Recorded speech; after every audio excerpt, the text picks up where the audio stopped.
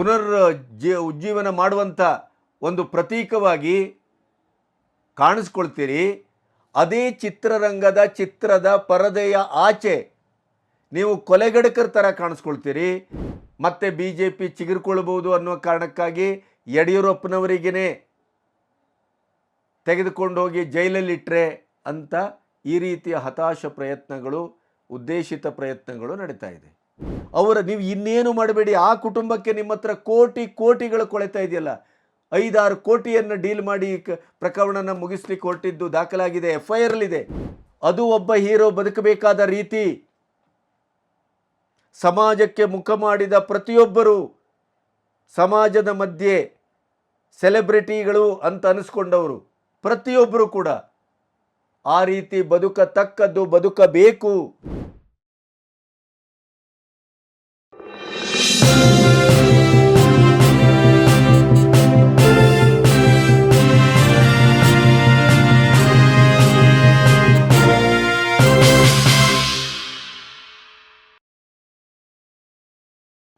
ನಮಸ್ತೆ, ಬಿ ಗಣಪತಿ ಚಾನಲ್ಗೆ ಸ್ವಾಗತ.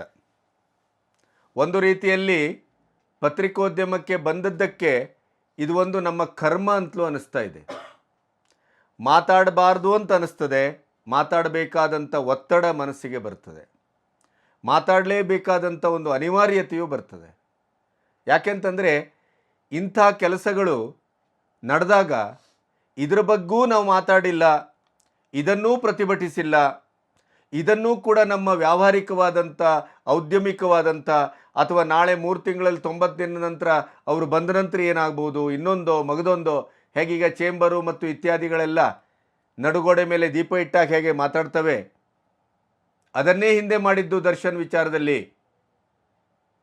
ಪತ್ನಿಗೆ ಮೈಸೂರಿನಲ್ಲಿ ಮಧ್ಯರಾತ್ರಿ ಡೋರ್ಗೆ ಕೈ ಇಟ್ಟು ಡೋರನ್ನು ಕ್ಲೋಸ್ ಮಾಡಿ ಹೊಡೆತ ಇಡೀ ಸಿಟಿಯನ್ನು ಸುತ್ತಿರುಗಿ ಮಾರಣಾಂತಿಕವಾಗಿ ಹಲ್ಲೆ ಆಗಿ ಆಮೇಲೆ ಅವರು ಜೈಲು ಸೇರಿದ್ರಲ್ಲ, ಆವಾಗ ಅಂಬರೀಷ್ ಅಣ್ಣ ಬದುಕಿದ್ರು. ಆವಾಗ ಇಡೀ ಚಿತ್ರರಂಗ ಅವ್ರ ಮೇಲೆ ಇಷ್ಟು ಇನ್ವೆಸ್ಟ್ ಆಗಿದೆ, ನಿರ್ಮಾಪಕರಿಗೆ ತೊಂದರೆ ಆಗತ್ತೆ, ಆದ್ದರಿಂದ ಅವರನ್ನು ಬಚಾವ್ ಮಾಡಬೇಕು ಅಂತೇಳಿ ಬಚಾವ್ ಮಾಡುವ ಕೆಲಸವನ್ನು ಮಾಡಿದ್ದು ಚರಿತ್ರೆ ನೆನಪಿದೆ. ಇವತ್ತು ಅದೇ ಕೆಲಸ ಅದೇ ರೀತಿಯಲ್ಲಿ ಚೇಂಬರ್ನ ಅಧ್ಯಕ್ಷರು ಮಾತಾಡ್ತಾ ಇದ್ದಾರೆ. ಹಾಗಾದರೆ ಬ್ಯಾನ್ ಮಾಡಿದ ತಕ್ಷಣ ಏನಾಗತ್ತೆ, ಅದರ ಪರಿಣಾಮ ಏನು ಅನ್ನುವ ಪ್ರಶ್ನೆಯೂ ಉದ್ಭವ ಆಗುತ್ತೆ. ಬ್ಯಾನ್ ಮಾಡಲಿಕ್ಕೆ ಈ ಸಂಘ ಸಂಸ್ಥೆಗಳಿಗೆ ಅಧಿಕಾರ ಇದೆಯೇ ಅನ್ನುವಂಥ ಪ್ರಶ್ನೆಯೂ ಬರ್ತದೆ. ಆದರೆ ಅಧಿಕಾರ ಬ್ಯಾನ್ ಮಾಡಿದ ತಕ್ಷಣ ಏನೋ ಒಂದು ಇಲ್ಲಿ ಬಹಳ ನ್ಯಾಯ ಸಿಕ್ಕಿಬಿಡುತ್ತೆ ರೇಣುಕಾಸ್ವಾಮಿ ಕುಟುಂಬಕ್ಕೆ ಅನ್ನುವಂಥ ಮಾತಲ್ಲ. ಇಲ್ಲಿರುವಂಥದ್ದು ನೈತಿಕತೆಯ ಪ್ರಶ್ನೆ ಅಂತ. ಒಬ್ಬ ಸೆಲೆಬ್ರಿಟಿ, ಒಬ್ಬ ಹೀರೋ, ಸಮಾಜಕ್ಕೆ ಮಾದರಿಯಾಗಿರಬೇಕಾದಂಥ ಒಬ್ಬ ಹೀರೋ ಇಂಥ ಒಂದು ದುಷ್ಕೃತ್ಯವನ್ನು, ಹೀನ ಕೃತ್ಯವನ್ನು ಮನುಷ್ಯ ಕುಲವೇ ಅದನ್ನು ನಿರೀಕ್ಷೆ ಮಾಡಲಿಕ್ಕೆ ಸಾಧ್ಯ ಇಲ್ಲ. ಅಂಥ ಕೆಲಸವನ್ನು ಮಾಡಿದಂಥ ಕೊಲೆ ಕೇಸಲ್ಲಿ ಸಿಕ್ಕಾಕೊಂಡಾಗ ಇಡೀ ಚಿತ್ರರಂಗದ ನೈತಿಕತೆಯ ಪ್ರಶ್ನೆ ಏನು, ಚಿತ್ರರಂಗದ ನೈತಿಕ ಅಭಿವ್ಯಕ್ತಿಯ ಪ್ರಶ್ನೆ ಏನು, ಮತ್ತು ಅವರ ಸಹೋದ್ಯೋಗಿಗಳ ಒಂದು ಮನಸ್ಸಲ್ಲಿ ಏನಿದೆ, ಅವರ ಪ್ರತಿಕ್ರಿಯೆ ಏನು? ಯಾಕೆಂದರೆ ಅವರು ಇದೇ ಸಮಾಜದಲ್ಲಿ ಬದುಕ್ತಾ ಇದ್ದಾರಲ್ಲ. ಇದು ಬ್ಯಾನ್ ಮಾಡ್ತಿರೋ ಇಲ್ಲವೋ ಅಥವಾ ಚಿತ್ರರಂಗದ ಮೌನದ ಪ್ರಶ್ನೆ ಏನು, ಇವೆಲ್ಲ ಮಾಧ್ಯಮಗಳು ಕೇಳಿದ ಮೇಲೆ ಆಮೇಲೆ ಮೀಟಿಂಗ್ ಸೇರುತ್ತೆ. ಮೀಟಿಂಗ್ ಸೇರಿದ ಮೇಲೆ ಅದು ಹೀಗಾಗಿದೆ, ಹಾಗಾಗಿದೆ, ವ್ಯವಹಾರ ಇದೆ, ಎಷ್ಟೋ ಜನರು ಅವನ ಮೇಲೆ ದುಡ್ಡು ಹಾಕಿದ್ದಾರೆ, ಆ ಕಾರಣಕ್ಕಾಗಿ ಅದು ಕಾನೂನಲ್ಲಿದೆ, ಇವತ್ತು ಕಾನೂನಿನ ವಿಚಾರಣೆ ನಡೀತಾ ಇದೆ, ಆದ್ದರಿಂದ ನಾವು ಬ್ಯಾನ್ ಗೀನ್ ಇತ್ಯಾದಿ ಮಾಡಲಿಕ್ಕೆ ಆಗೋದಿಲ್ಲ ಅಂತ ಚೇಂಬರ್ ಹೇಳಿದೆ. ಆದರೆ ಆ ಇಡೀ ವಿಷಯವನ್ನು ನಾವು ಖಂಡಿಸ್ತೇವೆ, ಇದು ತಪ್ಪು. ಯಾವ ಹೀರೋ ಕೂಡ ಯಾವುದೇ ಸಿನಿಮಾದಲ್ಲಿ ಕೆಲಸ ಮಾಡುವಂಥ ಯಾವುದೇ ವ್ಯಕ್ತಿ ಅಂತಲ್ಲ, ಸೆಲೆಬ್ರಿಟಿ ಅಂತಲ್ಲ, ಯಾವುದೇ ಮನುಷ್ಯ ಕೂಡ ಈ ಕೆಲಸವನ್ನು ಮಾಡಕೂಡದು. ಕೆಲಸವನ್ನು ಮಾಡಿದ್ದಾರೋ ಬಿಟ್ಟಿದ್ದಾರೋ ಇನ್ವಾಲ್ವ್ಮೆಂಟೋ ಏನೋ ಅದೆಲ್ಲ ವಿಚಾರಣೆ ಆಗ್ತಾ ಇದೆ. ಒಮ್ಮೆ ದರ್ಶನ್ನ ಇನ್ವಾಲ್ವ್ಮೆಂಟ್ ಇರಲಿಲ್ಲ ಅಂತಾದರೆ ಚಿತ್ರದುರ್ಗದಿಂದ ಇಲ್ಲಿಯವರೆಗೆ ಅವನನ್ನು ಕಿಡ್ನ್ಯಾಪ್ ಮಾಡಿ ಸುಳ್ಳು ಹೇಳಿ ಯಾಕೆ ಕರ್ಕೊಂಬರಬೇಕಾಗಿತ್ತು?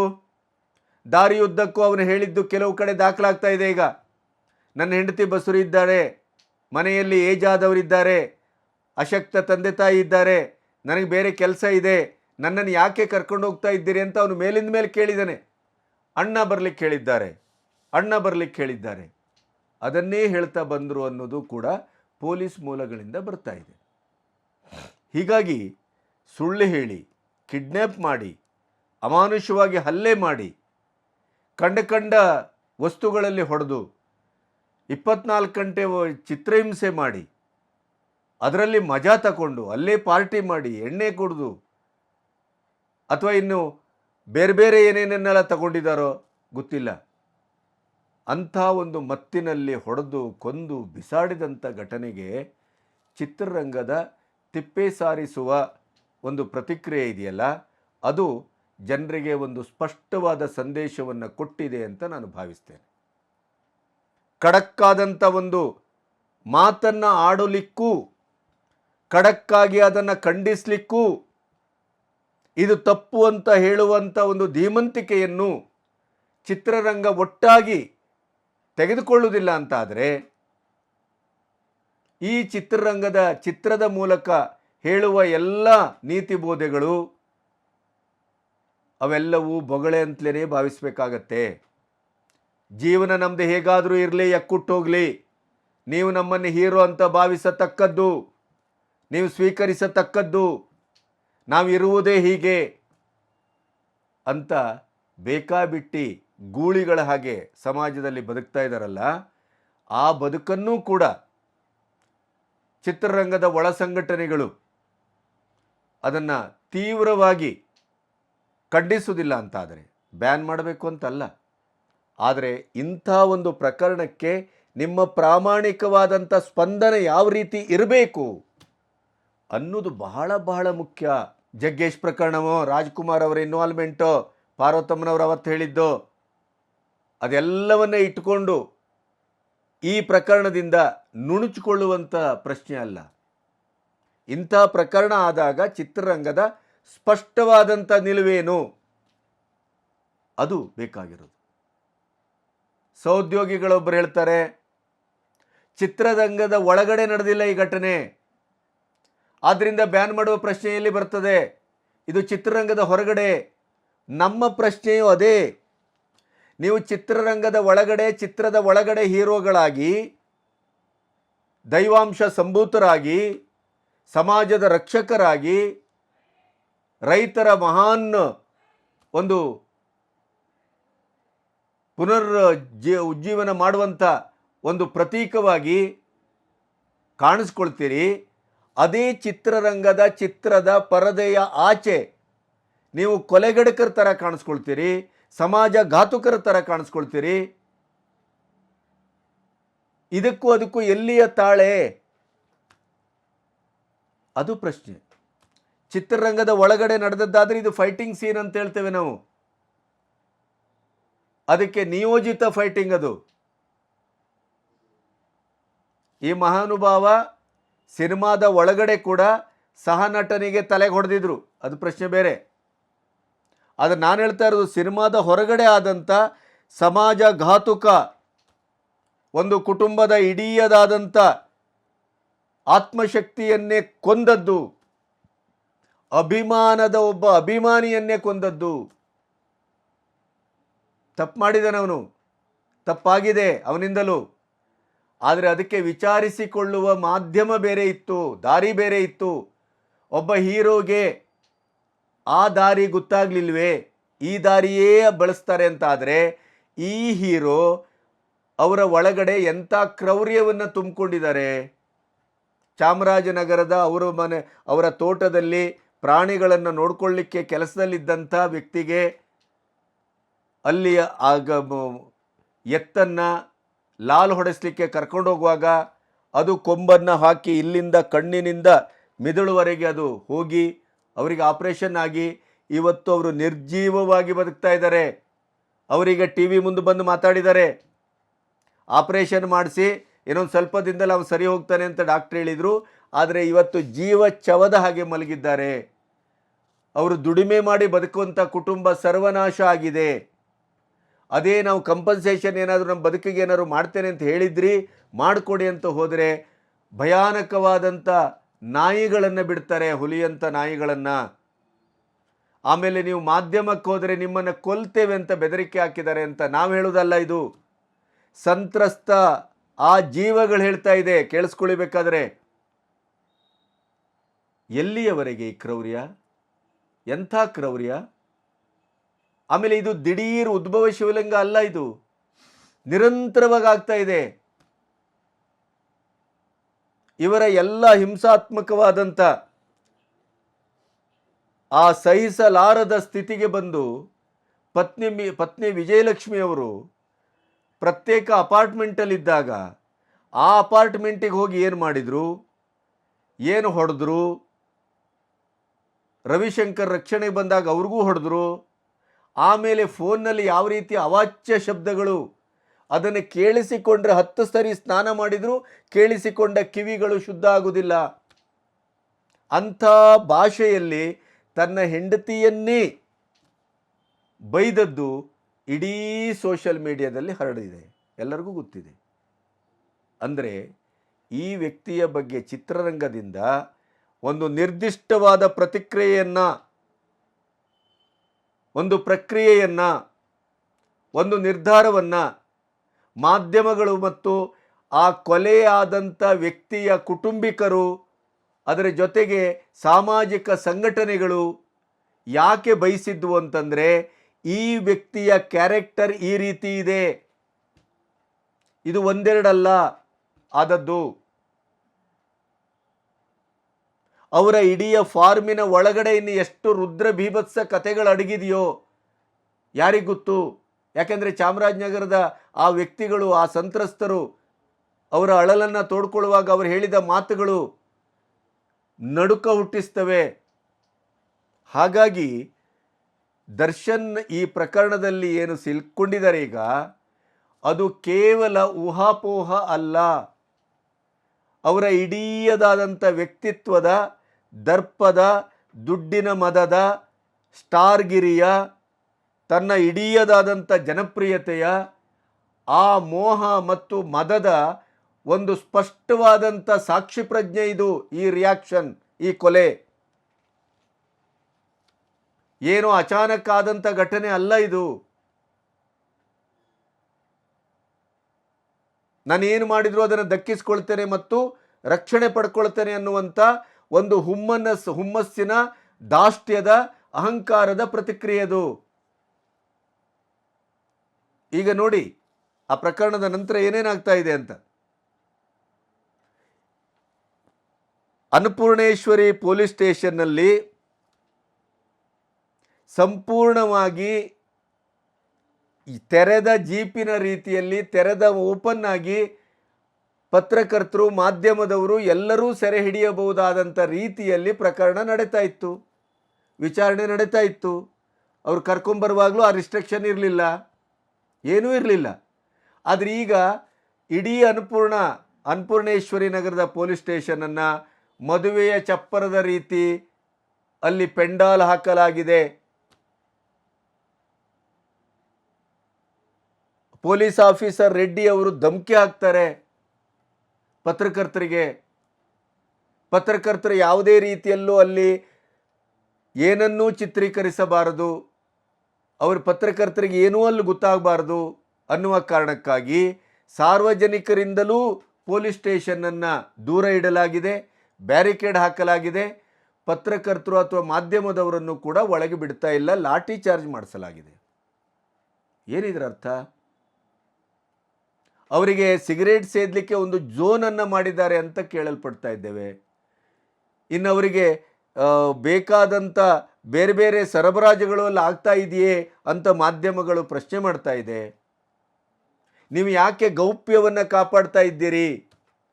ಯಾಕೆ ಅಲ್ಲಿ ಪೆಂಡಾಲ್ ಹಾಕಿ ಇಡೀ ಪೊಲೀಸ್ ಸ್ಟೇಷನನ್ನು ಮುಚ್ಚಿಕೊಂಡು ಕೂತಿದ್ದೀರಿ? ಹಾಗಾದರೆ ಈ ಕೇಸಿಂದ ಈ ಮಹಾನ್ ಹೀರೋವನ್ನು ಹೊರಗಡೆ ತರುವಂಥ ಚಟುವಟಿಕೆ ನಡೀತಾ ಇದೆಯಾ? ಇದರ ಸುಳಿವು ಸಿಕ್ಕಿಯೇ ಪ್ರಾಯಶಃ ಎಚ್ ಡಿ ಕುಮಾರಸ್ವಾಮಿ ಅವರು ಉಕ್ಕು ಮತ್ತು ಕಬ್ಬಿಣ ಇಲಾಖೆಯ ಸಚಿವರು ಅವರು DGPಗೆ ಫೋನ್ ಮಾಡಿದ್ದಾರೆ ಅನ್ನೋದು ಇವತ್ತು ದಾಖಲಾಗ್ತಾ ಇದೆ. ನೀವೇನಾದರೂ ಮಾಡಿ ರಾಜಕಾರಣಿಗಳು ಅಧಿಕಾರಿಗಳು ಶಾಮೀಲಾಗಿ ಈ ಪ್ರಕರಣವನ್ನೇನಾದರೂ ಮುಚ್ಚಾಕ್ಲಿಕ್ಕೆ ಪ್ರಯತ್ನ ಮಾಡಿದ್ರೆ ನಾವೆಂಟ್ರಾಗಬೇಕಾಗತ್ತೆ, ಬಿ ಕೇರ್ಫುಲ್ ಅಂತ.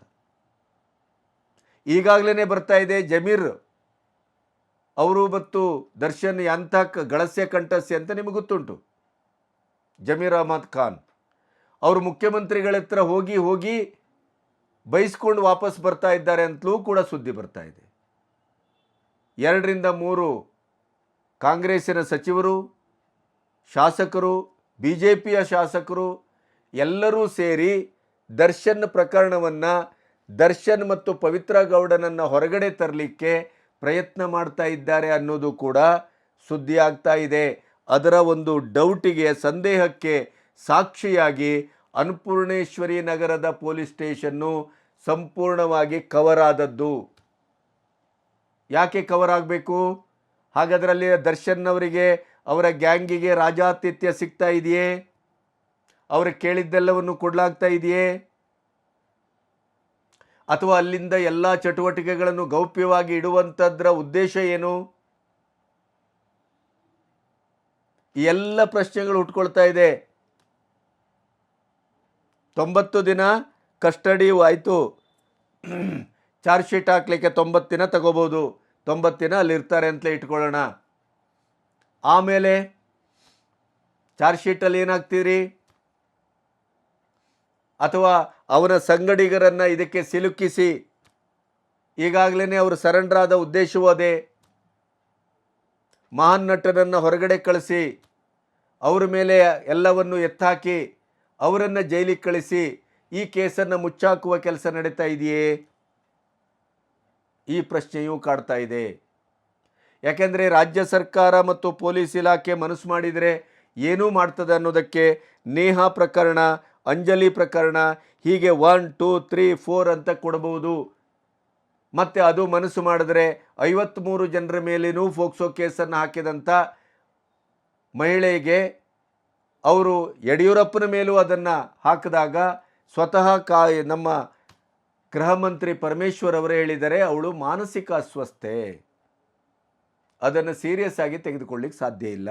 ಚುನಾವಣೆಯ ಮೊದಲು, ಈಗ ದಿಢೀರಾಗಿ ಚುನಾವಣೆಯ ನಂತರ ಆ ಕೇಸಿಗೆ ಜೀವ ಕೊಟ್ಟು ಈಗ ಯಡಿಯೂರಪ್ಪನವರನ್ನು ಬಂಧಿಸಲಿಕ್ಕೆ ವಾರೆಂಟ್ ಹೊರಡಿಸಲಾಗಿದೆ.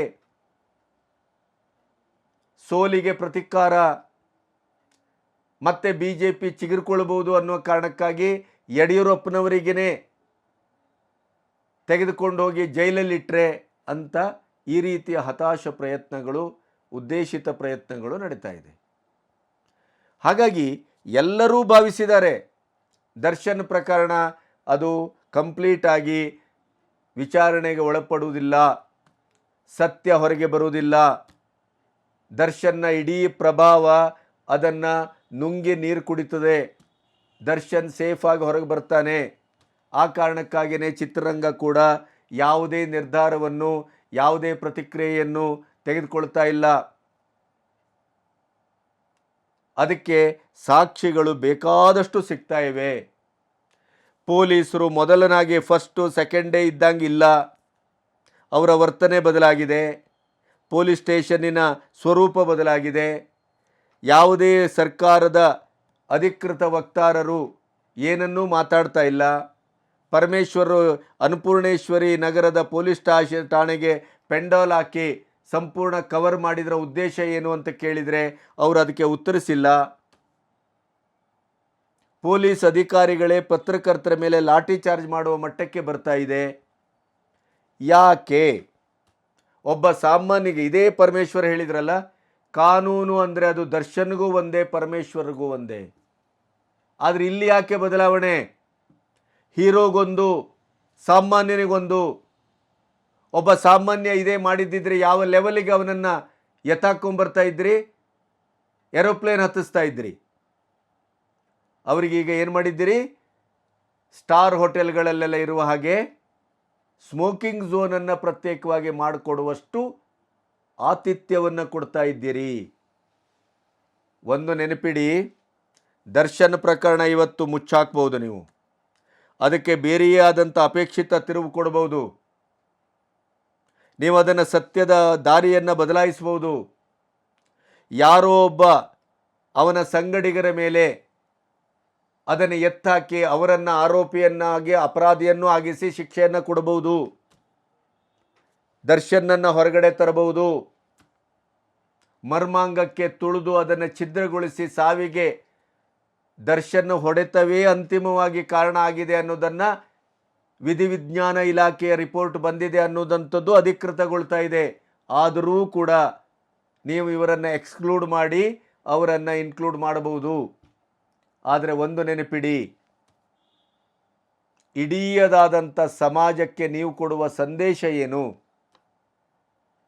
ಕೊನೆಗೂ ಹಣಬಲ, ಜನಬಲ, ಅಧಿಕಾರದ ಬಲ ಮತ್ತು ಒಂದು ಜನಪ್ರಿಯತೆಯ ಬಲ, ಈ ಎಲ್ಲ ಬಲಗಳ ಮಧ್ಯೆ ಸತ್ಯ ಸಂಪೂರ್ಣ ಸಮಾಧಿ ಆಗತ್ತೆ ಅನ್ನೋದನ್ನು ನೀವು ಶಾಶ್ವತವಾಗಿ ಅದನ್ನು ಸಮಾಜಕ್ಕೆ ಎದುರಿಡ್ತಾ ಇದ್ದೀರಿ.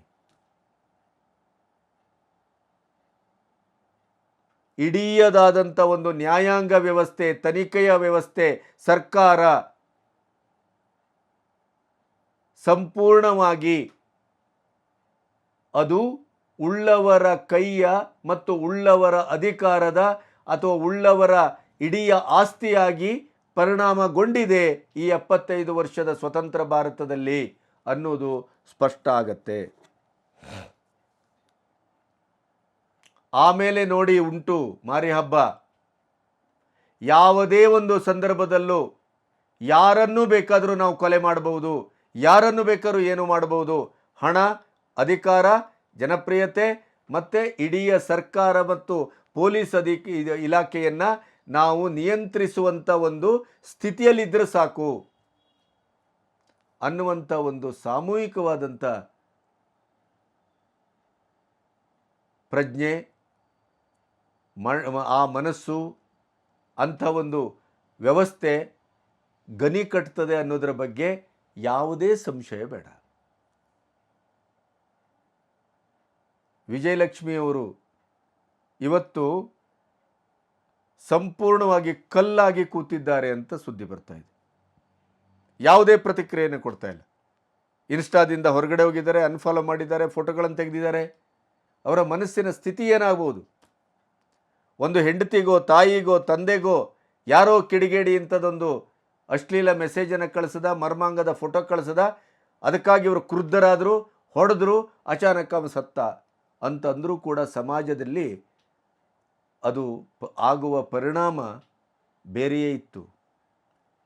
ಯಾವುದೋ ಹುಡುಗಿ, ಯಾವುದೋ ಅನೈತಿಕ ಸಂಬಂಧ, ಅವಳು ಯಾವುದೋ ಪೂರ್ವಾಶ್ರಮದ ಗಂಡ ಬಂದು ಮಾತಾಡ್ತಾನೆ, ಇನ್ಯಾರೋ ಬಂದು ಮಾತಾಡ್ತಾರೆ. ದರ್ಶನ್ಗೂ ಅವಳಿಗೂ ಯಾವುದೇ ಸಾಂಸಾರಿಕ ಸಂಬಂಧ ಅಧಿಕೃತವಾಗಿಲ್ಲ. ಮದುವೆ ಆಗಿದ್ದಾರೆ, 2 ಹೆಂಡತಿ ಅಂತ ಹೇಳ್ತಾರೆ, ಗೊತ್ತಿಲ್ಲ.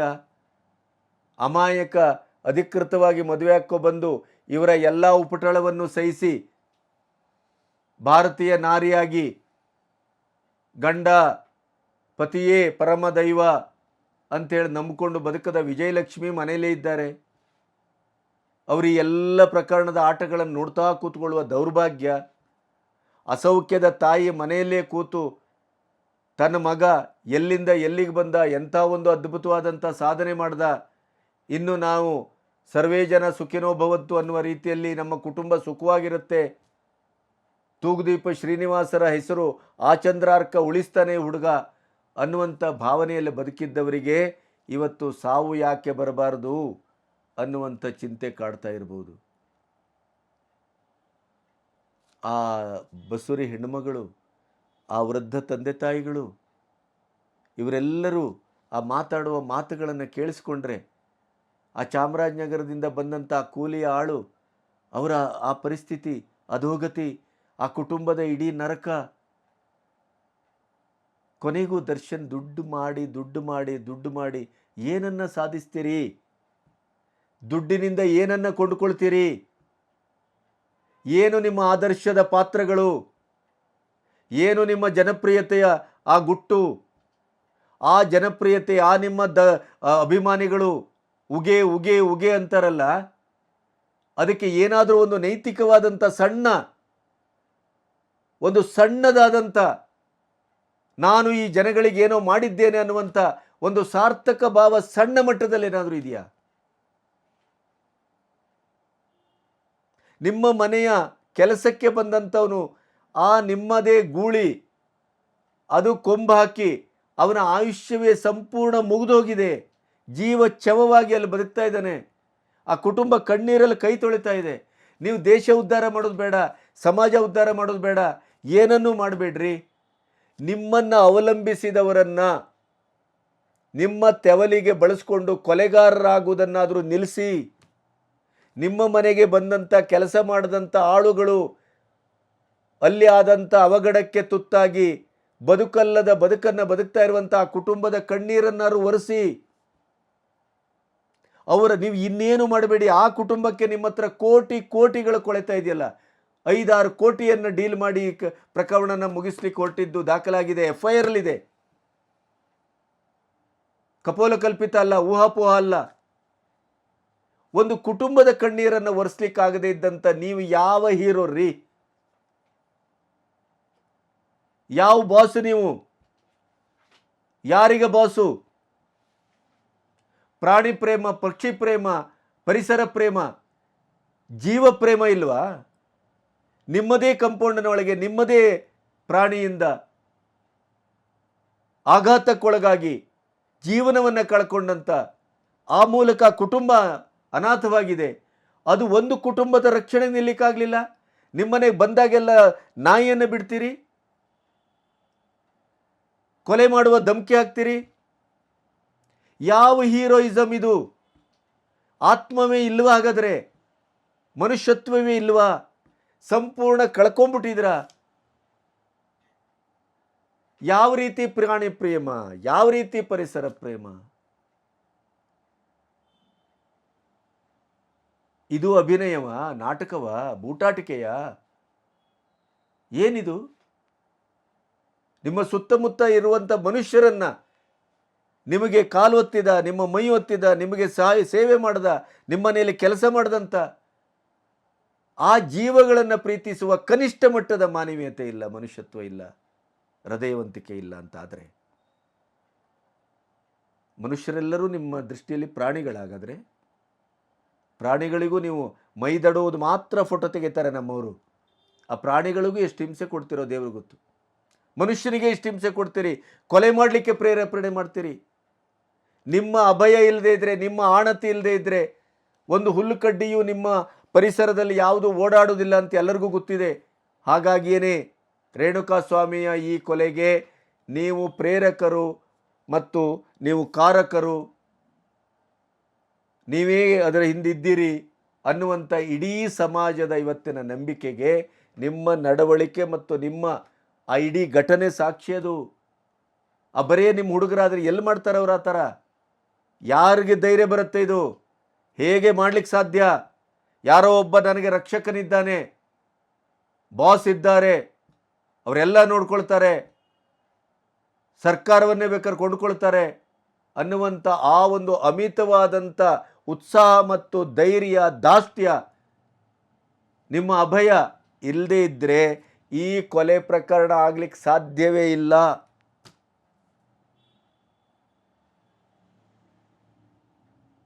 ಇಡೀಯದಾಗಿ ಒಂದು ದಶಕದಿಂದ ನೋಡಿದರೆ ನಿಮ್ಮ ಹೀರೋಯಿಸಮು ಕೇವಲ ಸ್ಕ್ರೀನ್ನಲ್ಲಿ ಕಾಣ್ತದೆ ಹೊರತು ಸ್ಕ್ರೀನ ಆಚೆ ಯಾವ ನಡವಳಿಕೆಯೂ ಸಮಾಜಕ್ಕೆ ಶುದ್ಧವಾಗಿಲ್ಲ, ಯಾವ ನಡವಳಿಕೆಯೂ ಸಮಾಜಕ್ಕೆ ಪೂರಕವಾಗಿಲ್ಲ, ಯಾವ ನಡವಳಿಕೆಯೂ ಮಾನವೀಯತೆಗೆ ಪೂರಕವಾಗಿಲ್ಲ, ಸಹಜೀವನಕ್ಕೆ ಪೂರಕವಾಗಿಲ್ಲ, ಸಮಾಜ ಜೀವನಕ್ಕೆ ಪೂರಕವಾಗಿಲ್ಲ, ಸಾಂಸಾರಿಕ ಜೀವನಕ್ಕೆ ಪೂರಕವಾಗಿಲ್ಲ. ಏನು ದರ್ಶನ್ ಇದು? ದೇವರು ಏನು ಕೊಟ್ಟಿಲ್ಲ ನಿಮಗೆ? ಈ ಜನ ಏನು ಕೊಟ್ಟಿಲ್ಲ ನಿಮಗೆ? ತುತ್ತಿಗೆ ಹುಡುಕಾಟ ಇರುವಂಥ ಪರಿಸ್ಥಿತಿಯಿಂದ ಇವತ್ತು ನಿಮ್ಮನ್ನು ಇಡೀ ಕರ್ನಾಟಕದ ಜನತೆ ನ ಭೂತೋ ನ ಭವಿಷ್ಯದ ಅನ್ನುವ ಹಾಗೆ ನಿಮ್ಮ ತಲೆ ಮೇಲೆ ಹೊತ್ತು ಸಾಗಿದ್ರಲ್ರಿ. ಆ ಚಾಮರಾಜನಗರದ ನಿಮ್ಮ ಆ ಆಳು, ಅವ್ರ ಮನೆ ಹೆಣ್ಣುಮಗಳು ಅಳುತ್ತಾ ಅಳುತ್ತಾ ಅಳುತ್ತಾ ಮಾತಾಡುವಾಗ ನನ್ನಂಥ ಒಂದು ಸೋದರಿ ಅಂತ ಭಾವಿಸಿ ಈ ಕುಟುಂಬವನ್ನು ರಕ್ಷಿಸ್ಬೋದಿತ್ತಲ್ಲ ಅಂತ ಕೇಳ್ತಾಳು. ಅಷ್ಟರ ಮಟ್ಟಿಗೂ ಕಣ್ಣಲ್ಲಿ ರಕ್ತ ಇಲ್ವಾ, ಕರುಣೆ ಇಲ್ವಾ? ರಕ್ತ ಹರಿಸುವುದರಲ್ಲೇ ಆನಂದವೇ? ನೋವು ಕೊಡುವುದರಲ್ಲೇ ಆನಂದವೇ? ಹಿಂಸೆ ಕೊಡುವುದರಲ್ಲೇ ಆನಂದವೇ? ಹಿಂಸಾರತಿಯೇ ನೀವು? ಸಾರಥಿ ಅಂತ ಹೇಳಿಸ್ಕೊಂಡವರು? ಏನಿದು ಏನಿದು? ನಿಮ್ಮ ಹಿತವನ್ನು ಬಯಸಿದವ್ರು ನಾವು, ನಿಮ್ಮ ಏಳಿಗೆಯನ್ನು ಬಯಸಿದವ್ರು ನಾವು, ನಿಮ್ಮನ್ನು ಒಂದು ಇಡೀ ಜನನಾಯಕನಾಗಿ ಬಯಸಿದವ್ರು ನಾವು. ಎಲ್ಲಿಗೆ ಬಂದ ಈ ಹುಡುಗ ಅಂತ ವಿಸ್ಮಯಪಟ್ಟವರು. ತೂಗುದೀಪ್ ಶ್ರೀನಿವಾಸರನ್ನು ಪ್ರೀತಿಸುವ ನಾವೆಲ್ಲರೂ ಆ ತೂಗುದೀಪ್ ಶ್ರೀನಿವಾಸರ ಇಡೀ ಕುಡಿ ಒಂದು ಸಮಾಜಕ್ಕೆ, ಚಿತ್ರರಂಗಕ್ಕೆ, ಅವರನ್ನು ಪ್ರೀತಿಸಿದ ಅಭಿಮಾನಿಗಳಿಗೆ ಒಂದು ಬೆಳಕಿನ ರೂಪದಲ್ಲಿ ಕಾಣಿಸ್ಕೊಳ್ಬೇಕು, ಚರಿತ್ರೆ ಆಗಬೇಕು ಅಂತ ನಾವು ಭಾವಿಸಿದವರು. ಆದರೆ ನೀವು ಬರೆದ ಚರಿತ್ರೆ ಎಷ್ಟು ಕ್ರೂರವಾಗಿದೆ, ಎಷ್ಟು ಭೀಭತ್ಸವಾಗಿದೆ, ಎಷ್ಟು ಅಮಾನುಷವಾಗಿದೆ. ನಿಮ್ಮನ್ನು ನಂಬಿದವ್ರಿಗೆ ಏನು ಕೊಟ್ರಿ? ನಿಮ್ಮ ತಾಯಿಗೆ ಏನು ಕೊಟ್ರಿ? ಸಹೋದರರಿಗೆ ಏನು ಕೊಟ್ರಿ? ಹೆಂಡತಿಗೆ ಏನು ಕೊಟ್ರಿ? ನಿಮ್ಮ ಬೆಳೆಯುವ ಮಗನಿಗೆ ಯಾವ ಆದರ್ಶವನ್ನು ಪಾಠ ಮಾಡ್ತಾ ಇದ್ದೀರಿ? ನಮ್ಮ ಸಮಾಜಕ್ಕೆ ಏನನ್ನ ಪಾಠ ಮಾಡ್ತಾ ಇದ್ದೀರಿ? ಯಾವ ಆದರ್ಶನ ಹಂಚುತ್ತಾ ಇದ್ದೀರಿ? ಡಿ ಬಾಸ್ ಅಂತ ನಿಮ್ಮನ್ನು ತಲೆ ಮೇಲೆ ಹೊತ್ಕೊಂಡು ಮೆರೆತಾ ಇರುವಂಥ, ಈಗ ನೀವು ಕೊಲೆ ಕೇಸಲ್ಲಿ ಸಿಕ್ಕಾಕೊಂಡಾಗಲೂ ಪೊಲೀಸ್ ಸ್ಟೇಷನ್ಗೆ ಬಂದು ಮಾಡಬಾರ್ದ ಕೆಲಸವನ್ನು ಮಾಡ್ತಾ ಇರುವಂಥ ನಿಮ್ಮ ಘನಘೋರ ಅಭಿಮಾನಿಗಳಿಗೆ ಏನನ್ನು ಕೊಟ್ರಿ?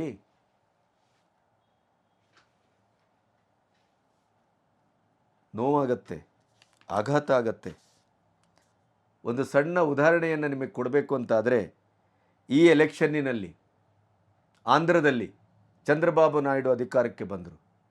ಜನಸೇನಾದ ಮೂಲಕ ಪವನ್ ಕಲ್ಯಾಣ್ ಇಡೀ ಭಾರತೀಯ ರಾಜಕೀಯದ ಇತಿಹಾಸದಲ್ಲೇ ತನ್ನ ಒಂದು ವರ್ಚಸ್ಸನ್ನು, ಮುದ್ರೆಯನ್ನು ಒತ್ತಿದ್ರು.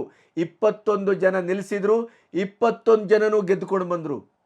ಜನಸಾಗರ ಅಷ್ಟು ಸೇರಿದ್ರು ಅವರಿಗೆ. ಆ ಜನಸಾಗರ ಮತವಾಗಿ ಕನ್ವರ್ಟ್ ಆಯಿತು. ಅತ್ಯಂತ ಪ್ರಬುದ್ಧವಾಗಿ ಗೆದ್ದರು. ಪ್ರಧಾನಿಯವರ ಒಂದು ರೀತಿಯಲ್ಲಿ ಮಾನಸ ಪುತ್ರ ಅನ್ನುವ ರೀತಿಯಲ್ಲಿ ಪ್ರಧಾನಿಯವರನ್ನು ಒಪ್ಪಿಕೊಂಡ್ರು. ಇದು ಕೇವಲ ಗಾಳಿಯಲ್ಲ, ಸುಂಟರ ಗಾಳಿ ಅಂತಂದರು. ಆದರೆ ಆ ಮನುಷ್ಯನ ನಡವಳಿಕೆ ನೋಡ್ರಿ, ಮನಸ್ಸು ತುಂಬಿ, ಕಣ್ಣು ತುಂಬಿ ರೋಮಾಂಚನ ಆಗುತ್ತೆ. ಅಣ್ಣನ ಕಾಲಿಗೆ ಹೋಗಿ ಎರಗ್ತಾರೆ, ಅತ್ತಿಗೆ ಕಾಲಿಗೆ ಹೋಗಿ ಎರಗ್ತಾರೆ, ತಾಯಿಯ ಕಾಲಿಗೆ ಹೋಗಿ ಎರಗ್ತಾರೆ, ಅಣ್ಣನ ಮಗನನ್ನು ಎದೆಗೆ ಹೌಚ್ಕೊಳ್ತಾರೆ, ಸಾಷ್ಟಾಂಗ ನಮಸ್ಕಾರ ಮಾಡ್ತಾರೆ. ಬೂಟಾಟಿಕೆ ಅಲ್ಲ. ಎಂಥ ಕಲ್ಚರ್ ಅದು, ಎಂಥ ಸಂಸ್ಕೃತಿ ಅದು. ಒಂದು ಅರ್ಥದಲ್ಲಿ ಪವನ್ ಕಲ್ಯಾಣನ ಜನಪ್ರಿಯತೆಯನ್ನು ನೀವಿನ್ನೂ ಪಡೆದಿಲ್ಲ. ಆದರೆ ಎಂಥ ಡೌನ್ ಟು ಅರ್ತ್ ಅದು. ಅದು ಒಬ್ಬ ಹೀರೋ ಬದುಕಬೇಕಾದ ರೀತಿ. ಸಮಾಜಕ್ಕೆ ಮುಖ ಮಾಡಿದ ಪ್ರತಿಯೊಬ್ಬರು ಸಮಾಜದ ಮಧ್ಯೆ ಸೆಲೆಬ್ರಿಟಿಗಳು ಅಂತ ಅನಿಸ್ಕೊಂಡವರು ಪ್ರತಿಯೊಬ್ಬರು ಕೂಡ ಆ ರೀತಿ ಬದುಕತಕ್ಕದ್ದು, ಬದುಕಬೇಕು. ಯಾಕೆಂದರೆ ನಿಮ್ಮನ್ನೇ ನಾವು ಆದರ್ಶ ಅಂತ ಭಾವಿಸ್ತೇವೆ. ನಿಮ್ಮ ಒಳಗಡೆ 1000 ಅರಿಷಡ್ ವೈರಿಗಳಿರ್ಬೋದು, ಆದರೆ ಸಮಾಜಕ್ಕೆ ಅದರ ಮುಖವಾಗಿ ನಿಂತಾಗ ನೋ, ಮಾಡಕೂಡದು, ಮಾಡಬಾರದು. ಆದರೆ ನೀವೊಂದು ಸಣ್ಣ ಪುಟ್ಟ ಅದು ಇದು ಅಂತ ಆಯಿತು. ಆದರೆ ನಿಮ್ಮ ಇಡೀ ಹಿಂಸಾತ್ಮಕವಾದಂಥ ನಡಾವಳಿಗಳನ್ನು ಸಹಿಸ್ಕೊಂಡು ಬಂದದ್ದು ಎಲ್ಲರೂ ನಾವು ಸಿನಿಮಾ ಇಂಟರ್ವ್ಯೂ ಮಾಡುವಾಗ ಹೇಳ್ತಾರೆ, ಈ ಸಿನಿಮಾದ ಕ್ಲೈಮ್ಯಾಕ್ಸು ಸರ್ ಅದ್ಭುತ. ಈ ಥರದ ಕ್ಲೈಮ್ಯಾಕ್ಸ್ 10 ನಿಮಿಷ ಸರ್. ಈ ಕಾಂತಾರ ಬಂದ ಮೇಲಂತೂ ಅದು ಜಾಸ್ತಿ ಆಗಿದೆ. ಒಂದು 10 ರಿಂದ 15 ನಿಮಿಷ ಸರ್, ಅದು ಅದ್ಭುತ ಅಂತಾರೆ. ನಿಮ್ಮ ಜೀವನವು ಹಾಗೆ ಆಗೋಯ್ತಲ್ರಿ. ಅದ್ಭುತವಾದ ಕ್ಲೈಮ್ಯಾಕ್ಸ್, ವಿಕಾರವಾದ ಕ್ಲೈಮ್ಯಾಕ್ಸ್. ಈ ಕ್ಲೈಮ್ಯಾಕ್ಸನ್ನು ಯಾರೂ ಮರೀಲಿಕ್ಕೆ ಸಾಧ್ಯ ಇಲ್ಲ. ನಿಮಗೆ ಅನಿಸಿರ್ಬೋದು ಸಂಜಯ್ ದತ್ ಏನಾದ, ಎಲ್ಲ ರಾಜಕಾರಣಿಗಳು ಇದಕ್ಕೆ ಕೃಷ್ಣನ ಜನ್ಮಸ್ಥಾನ ಅಂತ ಬಳಸ್ತಾರೆ. ಕೊನೆಗೆ ಮಾಡೋದೆಲ್ಲ ಹಳ್ಕಟ್ಗಿರಿ. ಕೃಷ್ಣ ಹೋದದ್ದು ಅಥವಾ ಕೃಷ್ಣ ಹುಟ್ಟಿದ್ದು ಯಾವ ಕಾರಣಕ್ಕಾಗಿ, ಯಾವ ಧರ್ಮ ಸಂಸ್ಥಾಪನೆಗಾಗಿ, ಯಾವ ಪಾಪ ಪಿಂಡಗಳನ್ನೆಲ್ಲ ತೊಳೆದು ಈ ಇಳೆಯನ್ನು, ಈ ಭವಿತವ್ಯವನ್ನು, ಈ ನೆಲವನ್ನು ಶುದ್ಧೀಕರಿಸಲಿಕ್ಕಾಗಿ ಬಂದಂಥ ಒಬ್ಬ ಮಹಾಮಾನವ, ದೇವಮಾನವ. ಅವನು ಹುಟ್ಟಿದ ಜಾಗ ಅದು. ಆದರೆ ಈ ಪಾಪಕರ್ಮಗಳನ್ನು ಮಾಡಿ ಹೋಗುವಂಥ ಈ ಜೈಲಿಗೆ ಹೋಗಿ ಬಂದವರೆಲ್ಲ ಮಿನಿಸ್ಟ್ರುಗಳಾಗ್ತಾರೆ, ಚೀಫ್ ಮಿನಿಸ್ಟರ್ಗಳಾಗ್ತಾರೆ ಅಂತ ಮಾತಾಡ್ತಾರೆ ಜನ. ಹಾಗಾಗಿಯೂ ನೀವು 90 ದಿನವೋ 3 ತಿಂಗಳು ಅಲ್ಲಿದ್ದು ಬಂದು ಈ ಪ್ರಕರಣದಿಂದ ನಿಮ್ಮ ಪ್ರಭಾವಳಿಯನ್ನು ಬಳಸಿ ಹೊರಗೆ ಬಂದು ನೀವು ಮತ್ತೆ ಸಿನಿಮಾದಿಂದ ಸೂಪರ್ ಡ್ಯೂಪರ್ ಹೀರೋ ಆಗ್ಬೋದು. ಆ ಸಾಧ್ಯತೆಯನ್ನು ಅಲ್ಲಗಳಿಲಿಕ್ಕೆ ಸಾಧ್ಯ ಇಲ್ಲ. ವರ್ತಮಾನ ಹಾಗಿದೆ. ನೆಗೆಟಿವ್ಗಿದ್ದಂಥದ್ದು ಪಾಸಿಟಿವ್ಗಿಲ್ಲ. ಸತ್ಯಕ್ಕಿದ್ದಂಥದ್ದು ಸತ್ಯಕ್ಕೆ ಜಯ ಇಲ್ಲ. ಇವತ್ತು ಸತ್ಯಕ್ಕೆ ಸತ್ವ ಇಲ್ಲ. ಸುಳ್ಳಿಗೆನೇ ಜಯ. ಪಾಪಿಗಳೇ ಅತ್ಯಂತ ವಿಜೃಂಭಿಸ್ತಾ ಇರೋದು. ಪಾಪಿಗಳ ಹತ್ರ ಕೋಟಿ ಕೋಟಿ ಕೊಳೆತಾ ಇರೋದು. ಕಷ್ಟಪಡುವರೆಲ್ಲರೂ ಕಷ್ಟಪಡ್ತಾನೇ ಇದ್ದಾರೆ. ಪ್ರಾಮಾಣಿಕರೆಲ್ಲರೂ ಕಷ್ಟಪಡ್ತಾನೇ ಇದ್ದಾರೆ.